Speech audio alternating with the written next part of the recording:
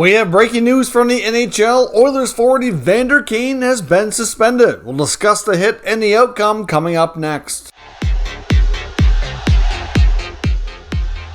So welcome back to another video here at Top Shelf Hockey. As I mentioned, we have some breaking news from the NHL. The NHL Department of Player Safety has just announced that Oilers forward Evander Kane has been suspended for one playoff game for the hit on Nazem Kadri early in Game 3 against the Avalanche. So he will not be available while the Oilers face elimination in a pivotal Game 4 down 3-0 against the Avalanche coming up on Monday evening. So, of course, very early in the game, in Game 3, in case you didn't see it, essentially what happened, the Avalanche were entering the offensive zone on the rush. The puck, Kadri's coming in basically from the right. Kane's back checking, trying to catch him. The puck goes over to Kadri.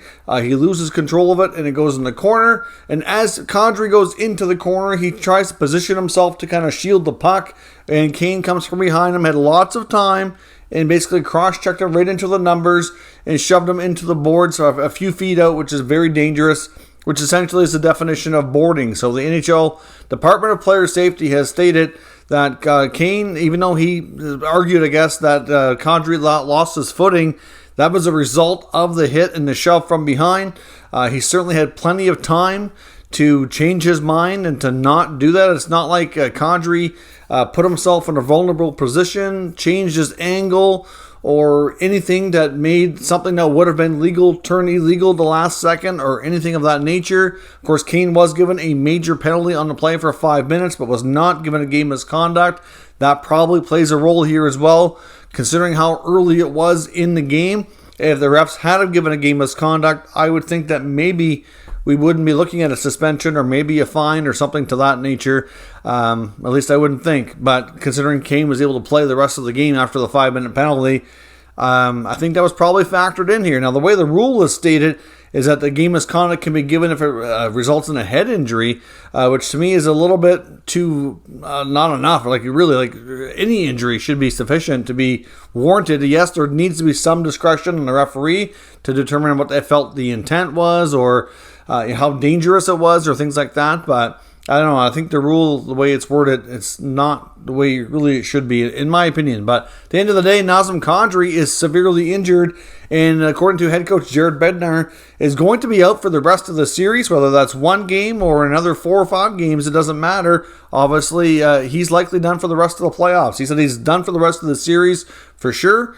Likely more. So if assuming they close out the Oilers and move on to the Stanley Cup final, of course, probably because we don't know the full extent of it. It's believed to be an arm or hand injury. Because when you can see when he goes into the boards, he does go in with a lot of force onto the arm. So I'm thinking that must be the injury. I know Kane even referenced it when he was asked about it post game last night.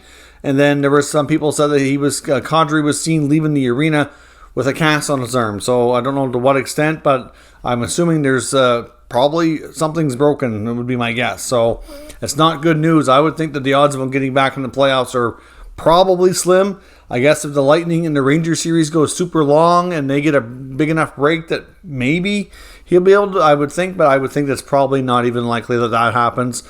So, Kane will be out for Game 4. Can the Oilers stay alive? They're obviously going to be having to play without their top goal scorer in the postseason here. I know McDavid and Draisaitl have been on fire and leading in points, but Kane is leading in goals.